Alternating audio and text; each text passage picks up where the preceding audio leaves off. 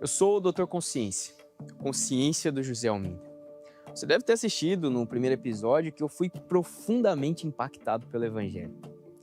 Eu fui treinado a funcionar com base no medo. Medo de errar, medo de ser punido, medo de não ser suficiente, medo de não ser notado. Eu era moldado por listas, por regras, por proibições. Eu não entendia o real motivo das coisas. Eu apenas seguia o fluxo do que me falaram que era correto. Mas no fundo, eu apenas obedecia. Ou me punia por não obedecer. Eu fui marcado pelo não pode, pelo faça isso ou você vai ser punido. A minha identidade era clara. Eu era a voz entre o certo e o errado. Mas sem vida. Então ele chegou. O Evangelho. Cristo, o Mestre, e tudo mudou. Agora ele me chama para ser iluminado, não controlado, para julgar com base na verdade e não na culpa, para obedecer por amor e não por medo. Mas eu confesso, esse novo modo de enxergar a vida tem seus desafios. Como posso confiar nessa liberdade? Como que eu posso tomar decisões sem uma lista? E se eu errar? E se eu falhar? Como que é possível eu ser aprovado sem estar sob a lei? Sim, eu sei que agora eu estou em Cristo, que Ele escreve a sua lei no coração e que eu sou guiado pelo Espírito. Mas eu ainda luto. Luto com memórias perturbadoras, com vozes duras, com marcas profundas. Jesus está me ensinando a ser uma nova consciência. Uma consciência que interpreta a vida pela ótica de Deus, que julga com graça, que ouve o Espírito e que vive para amar.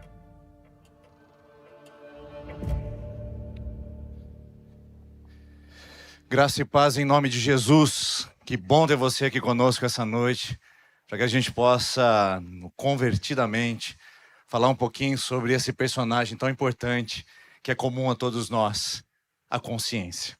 Hoje é sobre esse tema que nós vamos falar, mas não de uma qualquer consciência. Porque se formos olhar para o aspecto científico ou até mesmo da neurociência, a gente precisa definir o termo que a consciência é um lugar dentro da psique humana que está relacionado à nossa percepção de nós mesmos, do ambiente que nos envolve.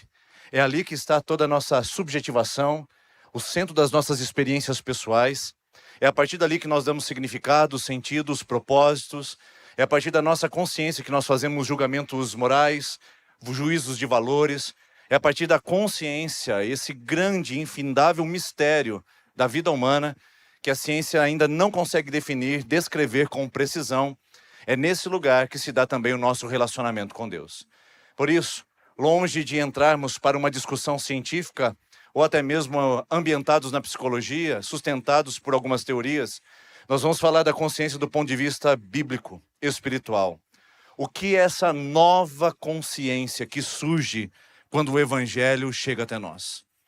Como ela reage, como ela responde, o que acontece nesse processo quando uma consciência é tocada pela verdade da palavra de Deus.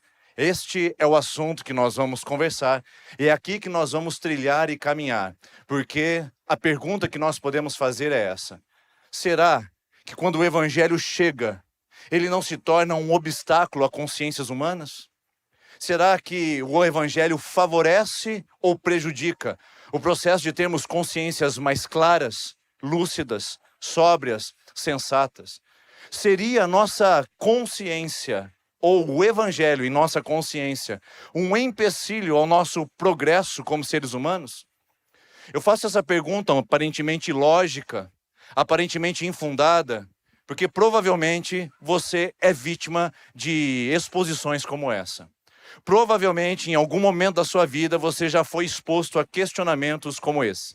E se você não foi, eu tenho uma hipótese e uma suspeita de que você ainda não cursou o ensino superior e ainda não passou pelos centros universitários, porque de forma específica nós estamos percebendo, principalmente em ambientes acadêmicos e altamente politizados, de que o evangelho tem sido desmoralizado, descredibilizado e sendo transferido às pessoas como pessoas de segunda categoria que o aceitam, pessoas inferiores, pessoas emburrecidas, ignorantes.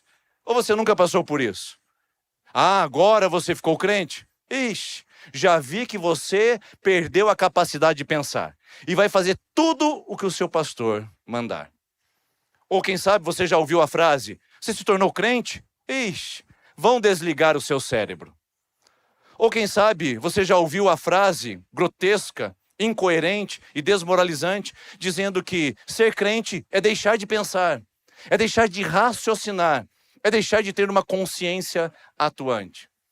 Alguns aqui já ouviram que ser seguidor de Jesus se torna um espaço onde você se nomeia como fanático, como um tapado, como uma pessoa ignorante. E o pior de todas, poucas pessoas passaram ilesos dessa. Você se tornou crente? A sua consciência se tornou anestesiada. Já ouviu sobre isso? Já passou por essa experiência?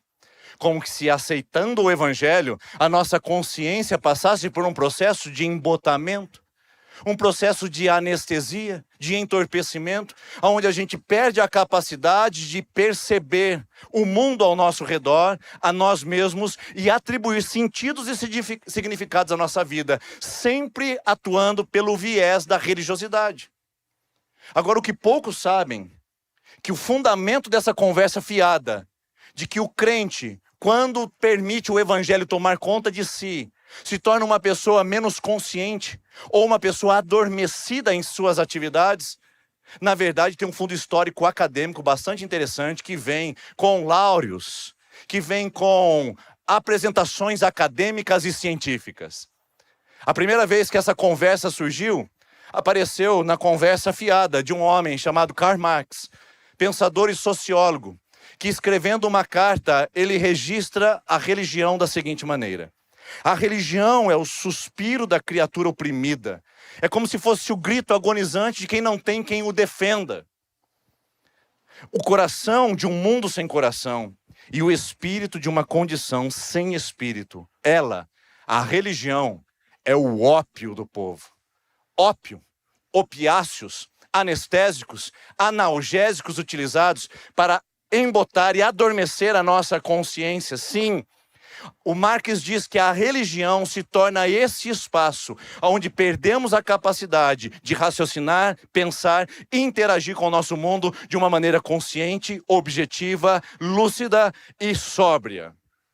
Agora, a minha pergunta para você ao ler esse texto é: você concorda com uma afirmação dessa ou você discorda?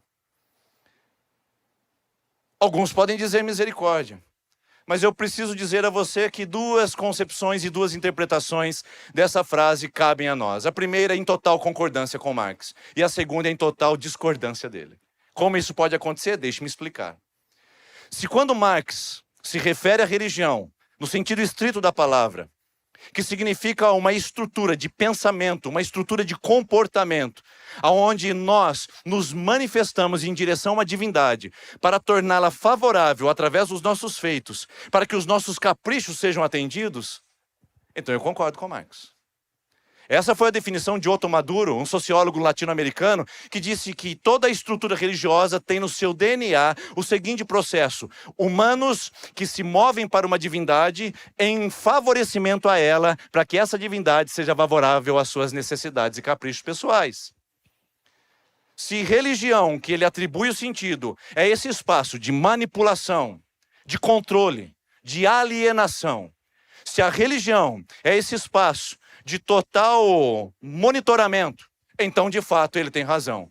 Porque muitos são aqueles que debaixo do anestésico da religião perdem a sua capacidade de reagir, perdem a capacidade de raciocinar, perdem a capacidade de perceber a si e o mundo ao seu redor. Basta contar um exemplo clássico em 18 de novembro de 1978, na Jonestown, quando aconteceu aqui na América Latina um massacre sem precedentes. 900 pessoas tomaram veneno, e aquelas que não tomaram foram mortas a tiros, por causa de um guru espiritual chamado Jim Jones. Esse homem conseguiu entrar com a sua retórica rebuscada, com a sua técnica de persuasão aguçada. Ele consegue penetrar as mentes e as consciências das pessoas, transformando-as em marionetes pessoais, ao ponto de lhes roubar o recurso, lhes roubar as propriedades e incentivar o suicídio em massa. 900 pessoas morreram nessa ocasião. Quem fez isso? A religião. Pastor, não foi a religião, foi um homem. Foi um homem instrumentalizando a religião. Porque a religião não é um objetivo, ela não é objetiva. A religião é subjetiva. Ela não é uma personalidade, ela não é autônoma, ela precisa ser instrumentalizada. E muitos fazem uso disso para manter o seu auditório, a sua comunidade, escravizada de conceitos, pensamentos e crenças, para que continuem no aspecto da alienação, da manipulação e do controle. Por isso, se essa é a religião que o Marx fala, que entorpece a mente daqueles que nela confiam, eu assino embaixo. Agora, se quando ele fala em religião, ele está se dirigindo ao cristianismo, ao evangelho genuíno, dizendo que nós, quando aderimos a uma fé sincera e verdadeira no Cristo, nos tornamos pessoas incapazes de reagir, somos passíveis e apáticos, somos pacíficos e totalmente pacientes de situações ao nosso redor, então eu tenho que discordar dele. Veementemente e frontalmente. Porque o cristianismo em nenhum momento é um movimento pacífico. Ele não é em nenhum momento um movimento de apatia cristã, que nos coloca à distância de qualquer acontecimento ao nosso redor, cruza os braços e aceita as coisas como elas são, quase que como um estoicismo grego no nosso coração. Isso não é verdade. Se você olhar para Paulo, a fé cristã, ela é altamente revolucionária, porque coloca o ser humano num movimento de consciência muito mais lúcida, muito mais sóbria, muito mais clara do que anteriormente. Se você olhar para a pessoa de Jesus, ele é um militante contra a religião. Os principais embates e confrontos que Jesus teve foi com a tradição religiosa judaica, especialmente numa classe sectária chamada de fariseus. Ali estamos nós. Nesse ambiente onde o cristianismo não é ópio, o cristianismo não é entorpecente, o cristianismo não é anestésico, pelo contrário, é uma mentalidade viva que brota dentro de nós e que nos faz viver numa nova perspectiva e num novo caminho. Portanto, o ponto que eu gostaria de chegar com você, para entender sobre consciência cristã, é que o cristianismo, diferente do que Marx pensava, ele não é a religião da velha lei entorpecida, mas é o movimento da nova consciência despertada.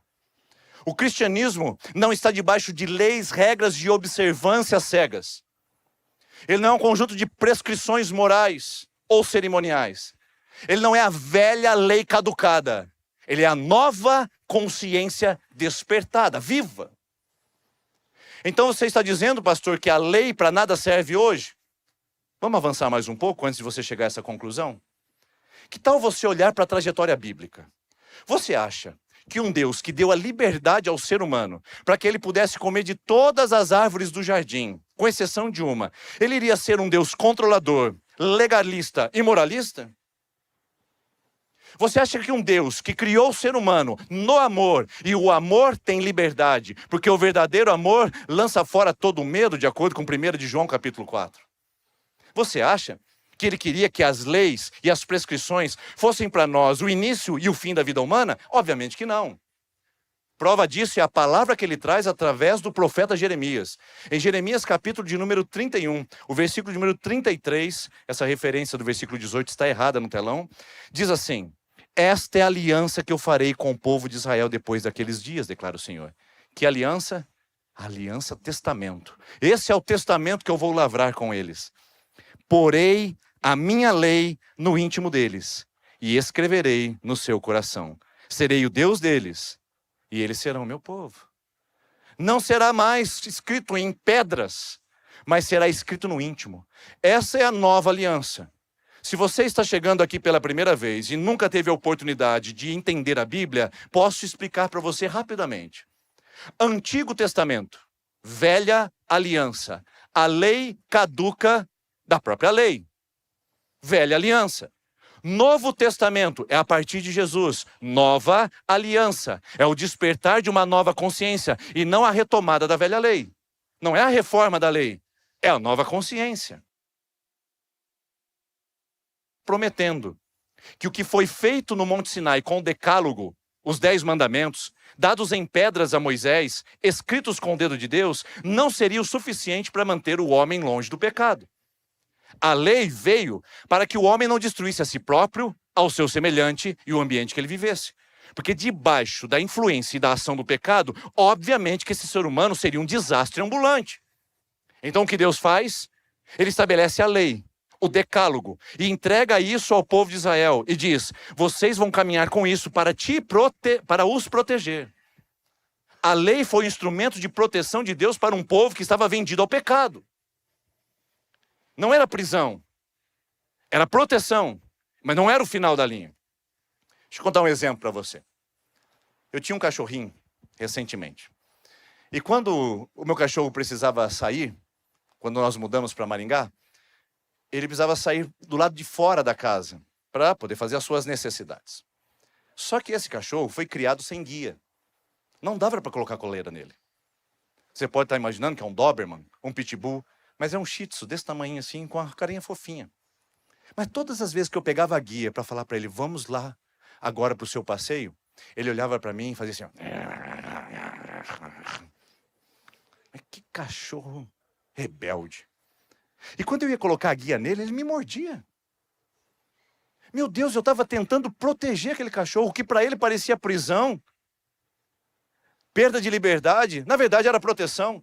Eu só não queria que aquele cachorro louco atravessasse a rua e a avenida movimentada e fosse atropelado. Então a guia, para mim, era proteger aquele pobre animal. Você entendeu o que é a lei? A lei não foi uma prisão. Foi um instrumento de proteção provisório que Deus colocou para que o ser humano não destruísse a si, ao seu semelhante e ao ambiente que ele vivesse. Está entendendo o que eu estou dizendo até aqui? Porque preste atenção que reformula e muda completamente com a consumação da lei numa pessoa. Ele se fez maldição por nós, diz Gálatas capítulo 3, versículo 13. Ele assumiu o pecado por nós, diz a palavra do Senhor. Então, quando Jesus vem, estabelece a nova aliança, ele tira a caduquice da lei e coloca a nova consciência. E olha só o que o autor de Hebreus explica, falando aos hebreus que eram judeus, explicando a lei, sacrifício, sacerdote e judaísmo. Ele faz a transliteração e a transposição cristã, e ele diz assim em Hebreus capítulo 9, versículo 9. Olha que admirável. Diz assim: isso o quê? Tabernáculo, lei, sacrifício, sacerdote, lei. Isso é uma ilustração para os nossos dias, indicando as ofertas e os sacrifícios oferecidos não podiam dar ao adorador uma consciência perfeitamente limpa. Olha aqui, consciência perfeitamente limpa. Eles obedeciam, levavam o sacrifício, cobriam as leis, observavam as prescrições, mas a consciência ainda não estava limpa. Eram apenas prescrições, somente ordenanças que tratavam de comida e bebida e várias cerimônias de purificação com água que foram impostas até o tempo da nova ordem. Nova ordem aqui não é a nova ordem mundial. Nova ordem aqui é a nova aliança. Tudo era sombra, ilustração, tudo era uma projeção do que viria.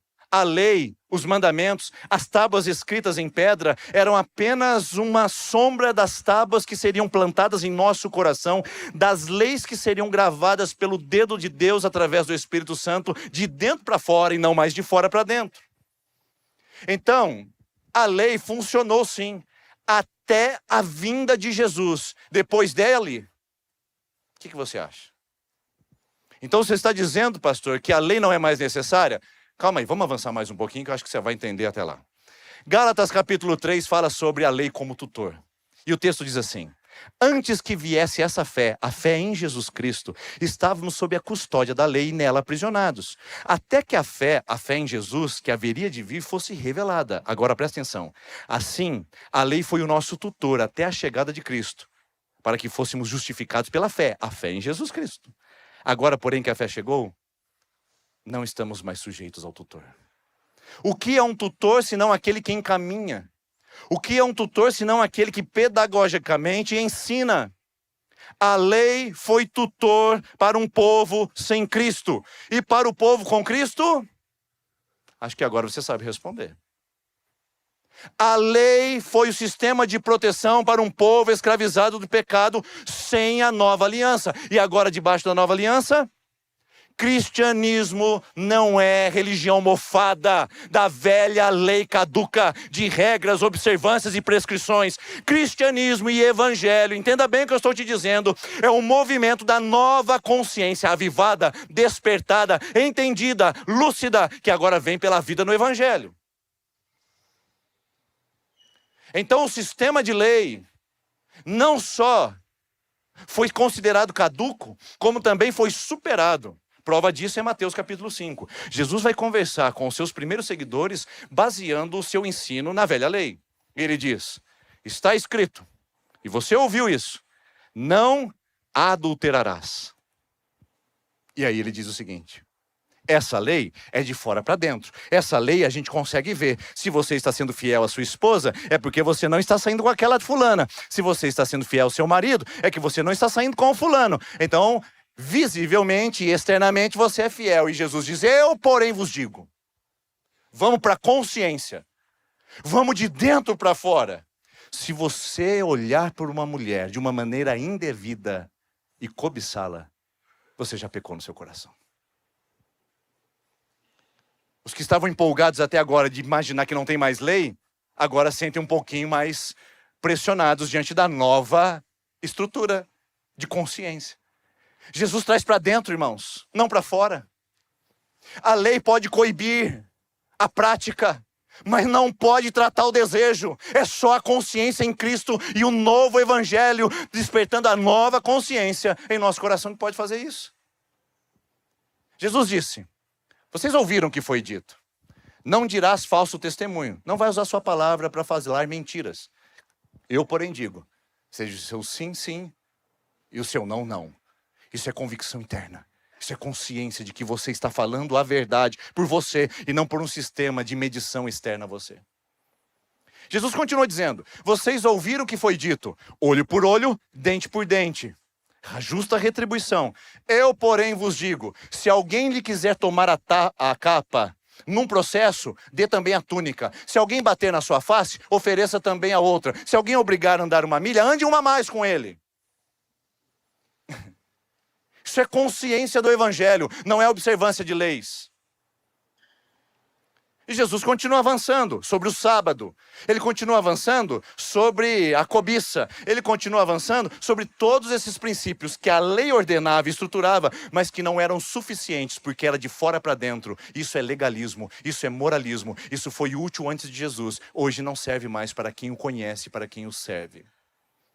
Porque agora é a lei gravada no coração, vinda e dada através do Espírito Santo que habita e mora em nós. Então, eu fico preocupado. Eu fico preocupado que apesar de toda essa liberdade que foi conquistada pela cruz, a gente ainda tenta se colocar debaixo de escravidão de lei. Somos um povo religioso que ainda é consumidor de regras e de moralismo. Gente que precisa do não pode para poder se situar no tempo e no espaço. E nós estamos fazendo um movimento contrário. Ao invés de um movimento de libertação, a gente está fazendo um movimento de retrocesso. Posso te dar um exemplo? Igrejas que trazem para dentro do seu espaço de culto o quepá. Coloca o chapéuzinho judaico. O cara nasceu no Triângulo Mineiro. E está de quepá no altar. Não faz sentido. O talide coloca sobre os seus ombros. Traz para dentro da igreja a menorá, que é aquele candelabro bonito, castiçal. Ele traz o shofar como um instrumento místico Isso é judaísmo, irmãos. Cristianismo não é evolução do judaísmo. Cristianismo não é progresso do judaísmo. Cristianismo não é a melhora do judaísmo. Cristianismo é a ruptura do modelo de lei judaico para viver um novo e vivo caminho que ele nos consagrou pelo véu. Isso é, pela sua morte. E se nós voltarmos às práticas judaicas, aos legalismos, aos moralismos, nós estaremos pisando o sacrifício de Cristo na cruz. E o povo evangélico adora pisar o sacrifício de Jesus na cruz. Porque ama a religião, ama consumir regras, ama consumir moralismo, ama consumir doutrina. Mas o coração, longe e longe de Deus. Honra com seus lábios. Do lado de fora, eles são peritos na lei. Do lado de dentro, sepulcros caiados. Abrigam defuntos cadavéricos. Porque do lado de fora a gente pode parecer. O problema é que o cristianismo nos chama a parecer do lado de dentro, nunca do lado de fora. O problema é que o cristianismo nos chama a aparecer no íntimo e não para as outras pessoas. E esse é o desafio. De maturidade, ao ponto de uma consciência cristã entrar no nosso coração através do evangelho e fazer assim, ó, pum. Que coisa linda. E por que a gente insiste? Por que é tão difícil isso para nós, viver na liberdade do evangelho? Paulo já tinha dito para os Gálatas, ó Gálatas insensatos, quem vos convenceu a voltar de novo às práticas das primeiras leis? E a gente continua como os Gálatas. Por que será? Eu tenho uma hipótese e uma suspeita. Eu acredito que a gente procura por regras, leis e religião porque a gente está à procura da referência que foi perdida no Éden. Pense bem comigo. Em Gênesis capítulo 1, Deus cria tudo e cria o ser humano com consciência. Lembre-se, segundo a neurociência, a consciência é a percepção de si mesmo, do ambiente ao seu redor, cujas experiências subjetivas se centralizam para que você dê sentido, significado e propósito à existência.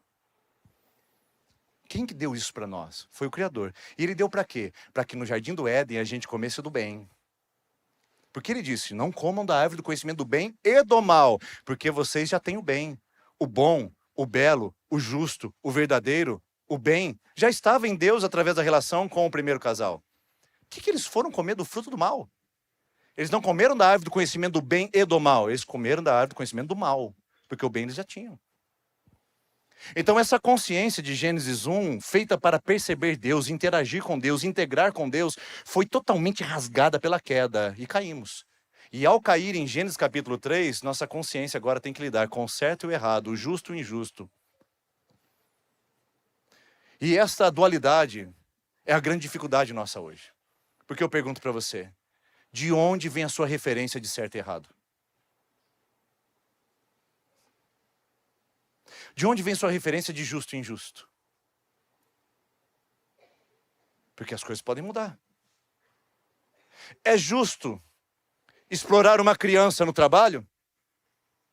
É justo pegar uma criança de 8, 7, 9 anos e colocá-la numa fábrica durante 14 horas a fio? É justo?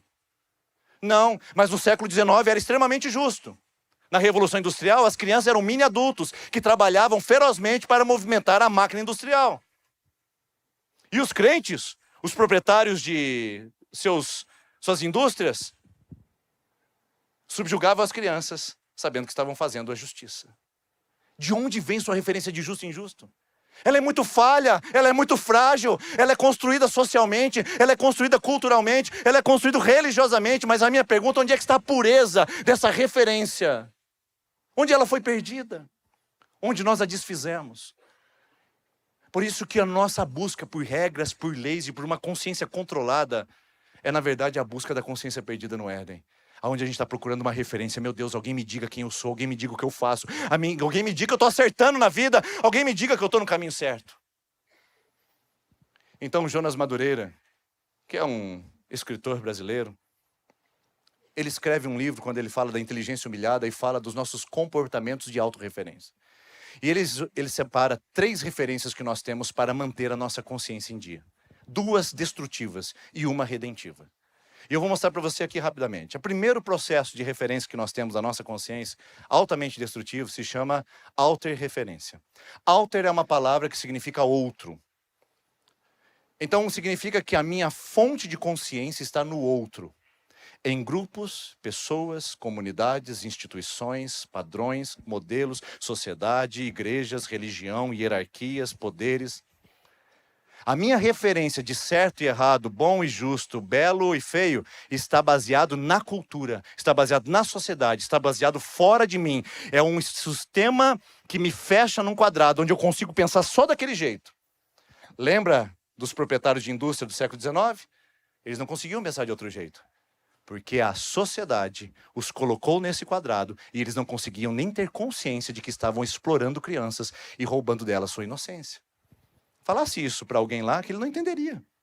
Óbvio, ele não tinha repertório de consciência para isso.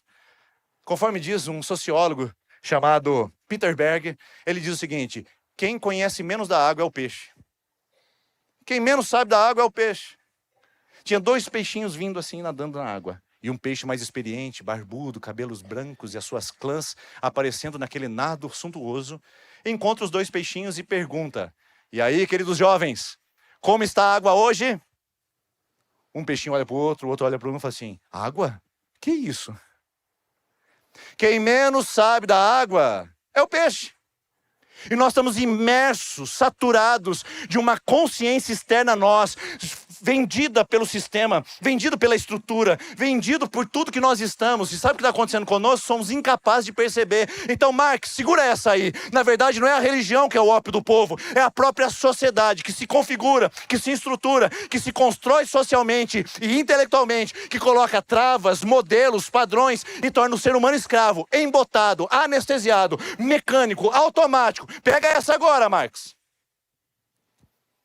Não é o Cristo e o Evangelho que tira a nossa consciência. É o próprio sistema, que faz a gente reproduzir valores sem nos darmos conta. É só ver adolescentes de 14 anos beijando de língua, como se estivessem fazendo sexo à luz da lua e tolerados praticamente pela nossa sociedade. Por quê? Esse é o nosso repertório. Faz isso no Oriente Médio. E da cadeia. Estamos presos a sistemas e a valores. E aí a gente quer falar que Cristo e o Evangelho deixam a gente menos consciente? Que piada é essa? E sabe o que a gente faz nas academias e no sistema político? A gente fica emudecido. Porque na pretensa arrogância desses beldroegas e desses boçais intelectuais que em nome da sua intelectualidade pisam, chacoteiam o Evangelho, a gente se emudece. E onde está uma igreja ousada que se posiciona e diz: não é assim não. Porque com Cristo a minha consciência ainda é mais lúcida do que a sua. Porque você não pode fazer, ou melhor, você tem que fazer. Eu posso escolher entre fazer ou não. Você tem que beijar na boca. Eu posso escolher entre sim ou não. Você tem que sonegar para crescer. Eu posso escolher entre sim e não. Você tem que usar para se satisfazer. Eu posso escolher entre sim ou não. Quem é livre mesmo? Onde está a liberdade mesmo? Por isso, quando eu olho para esse sistema, quando eu olho para essa percepção, eu vejo que a autorreferência, na verdade, é um modelo de imposição, é um modelo legalista, é um modelo que vem de fora para dentro, nos confinando em sistemas de poderes. Foi Michel Foucault que falou sobre a sociedade disciplinar, que transicionou para a sociedade de controle. O que se faz hoje, sutilmente, se controla. Se controla as pessoas. Controla seu sistema de pensamento, a mídia, a comunicação de massa, o seu Instagram, o algoritmo, pelo amor de Deus, faz isso com você o tempo todo, joga você num oceano que você nem percebe mais, as bestialidades, as anomalias da vida cristã. Vivendo como um pagão, andando na igreja. Que absurdo nós estamos chegando ao ponto de dizer que a religião, que é o ópio do povo. Agora, não somente isso. Temos um outro sistema destrutivo e altamente danoso e pernicioso, que é a ego-referência, que é o contrário da auto-referência, que é de fora para dentro. Agora nós temos a ego-referência, que é de dentro para fora. Ego é eu. Qual é a minha fonte de sabedoria e de entendimento que é certo e errado? Eu. Bonitinho esse discurso, né? Aliás, é o discurso que supera a sociedade do controle do Foucault. É. Porque agora o ser humano não é mais controlado por fora, ele é controlado por dentro. E quem é o julgador e juiz dele? Ele mesmo. Por isso que um pensador sul-coreano escreveu um livro chamado A Sociedade do Cansaço. Ele diz o seguinte: nós estamos cansados porque nos tornamos juízes de nós mesmos. E o ser humano, quando ele tem que julgar e ser a sua própria referência, é um dano, é um prejuízo. Mas o discurso pós-moderno e de otimismo antropológico faz da gente gente que consome o bem humano. O ser humano é maravilhoso, o ser humano é extremo, o ser humano é incrível. Tá certo, ele faz algumas guerras, joga algumas bombas, coloca algumas pessoas na câmara de gás, faz algumas violências com crianças, mas o ser humano é maravilhoso. Que discurso mentiroso é esse? Deixe o ser humano na sua natureza e você vai ver a selvageria do que ele é capaz de fazer. Mas o discurso neoliberal e pós-moderno é assim: o ser humano é exímio em suas atividades, ele é maravilhoso. O ser humano, segundo a Bíblia, está em contradição ao que é bom, belo, justo e o bem. Agora, a conversa fiada de que você é o centro de tudo, é lógico. Hoje as pessoas tatuam até no corpo: seja feliz. Não importa se você está adulterando, traindo, roubando, extorquindo, espoliando, tirando vantagem, oprimindo.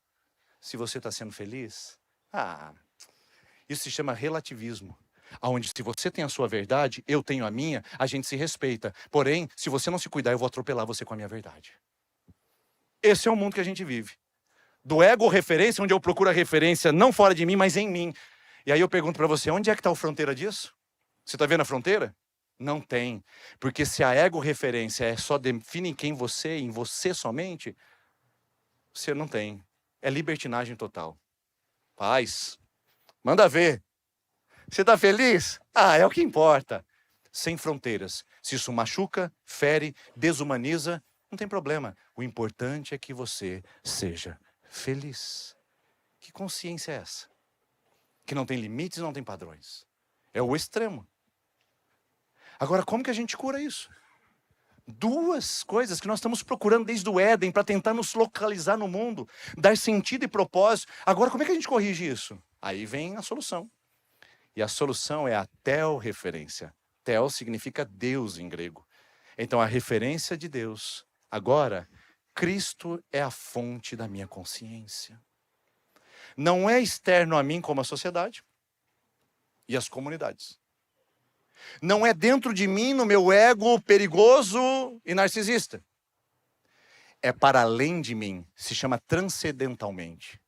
Transcendental, não é externo, não é interno, é transcendente, é altamente superior. Esses são os valores do reino, do Evangelho de Cristo. Portanto, aqui que a coisa muda de figura. Porque é aqui que a minha consciência se alinha ao bom, ao belo, ao justo, ao verdadeiro e ao bem, não porque alguém disse que é, não porque alguém escreveu que é, não porque alguém escreveu nas tábuas ou legislou sobre isso. Eu sei que é isso, porque o Espírito Santo que habita em mim mostra a verdade da palavra de Deus e testifica dos valores desse reino. E isso configura tudo de novo na nossa vida. Por isso que é a nova consciência. Por isso que o Doutor Consciência, o nosso querido personagem, ficou em crise quando o Evangelho chegou. Porque ele era sempre motivado a julgar pela culpa e pelo medo. Sempre o certo e o errado. Agora, a nova consciência se inclina para o bom, o belo, o justo, o verdadeiro, o bem. Porque é ali que está a nossa fonte de sabedoria. Em Deus. Em Cristo.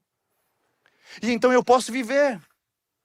Então eu posso agir de uma maneira inteligente e sensata. Porque eu percebo que isso está acontecendo na minha vida. E eu pergunto para você, qual é o limite para isso? Qual é o limite para viver essa nova vida? Nenhum. Tem limite sim. Você acha que não? Tem. E o novo limite desse modelo do Evangelho não é a lei, não é a regra, não é a reificação, a coisificação das coisas. É o amor. Portanto, você é livre para viver a sua vida em Cristo. Desde que esses valores fluam da fonte inesgotável de lucidez, sabedoria e entendimento, que é a própria palavra de Deus. E não ultrapasse o limite do amor. Porque se desumaniza, falta amor. Se oprime, falta amor. Se tira vantagem, falta amor. Se ignora, falta amor. Se maltrata, falta amor. E se onde não tem amor, não tem Cristo, não é o Evangelho. Esse é o limite. E aí? O que você prefere agora? Porque eu imagino que talvez você esteja dizendo, e agora? O que eu faço, pastor? Porque eu estou acostumado com não pode. Eu vim aqui para ouvir o pastor falar assim, eu não posso beber. Eu queria que o pastor falasse hoje aquele negócio de transar antes do casamento, porque meu filho vem na igreja e eu queria que o pastor falasse para ele entender.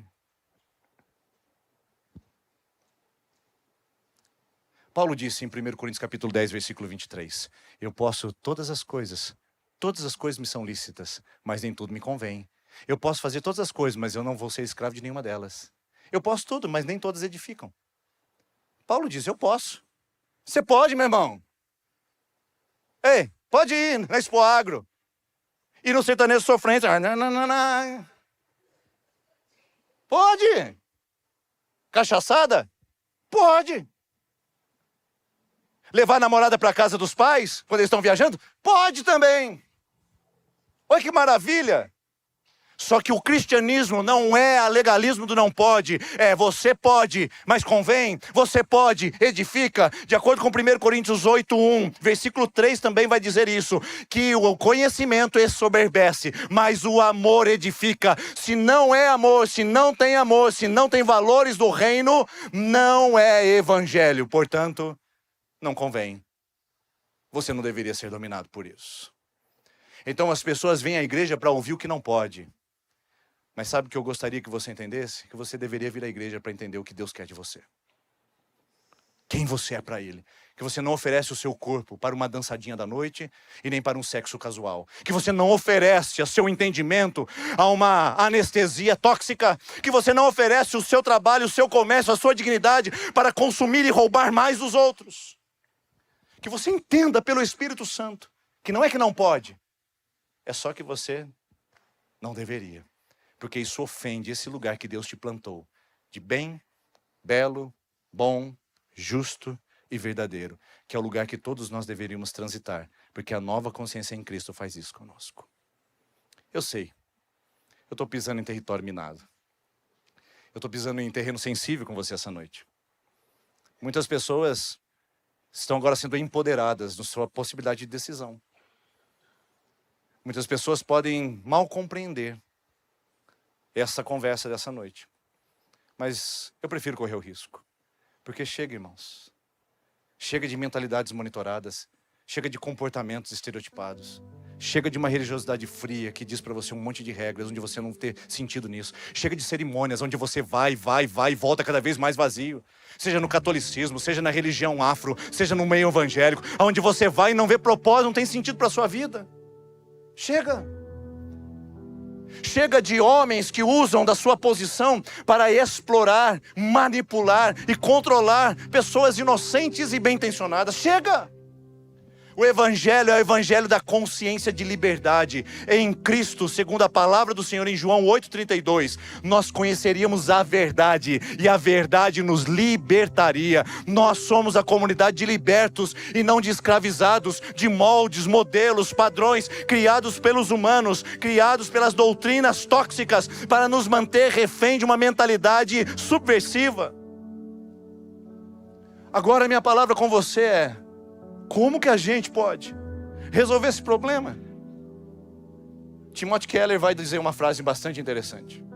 Um famoso e importante teólogo falecido recentemente. Ele diz assim: liberdade não significa ausência de limitação e restrição, mas a descoberta de limitações e restrições certas, aquelas que se encaixam em nossa natureza e nos libertam.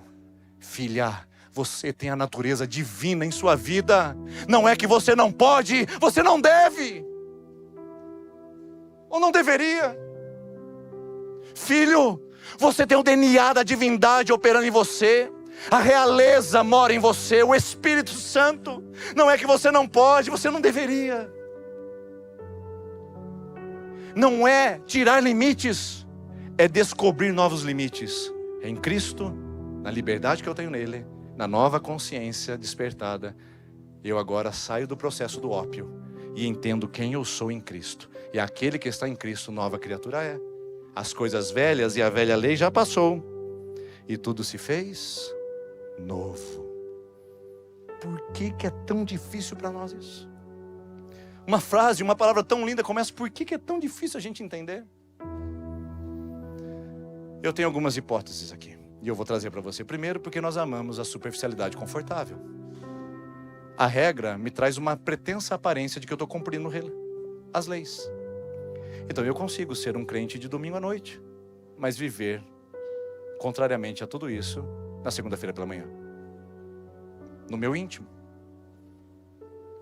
Então, a superficialidade me ajuda a desenvolver um processo até de hipocrisia, onde eu defendo uma estética aparente e as regras me ajudam a medir o meu processo de evolução. Eu estou melhor que fulano, estou melhor que fulano, mas dentro continua tudo destruído. Então, por amar o processo externo e as aparências, como nós vivemos na sociedade do espetáculo, na sociedade das aparências, nós preferimos uma superficialidade religiosa ao invés de uma intimidade com o Evangelho. Porque o Evangelho vai nos colocar em confronto conosco mesmo.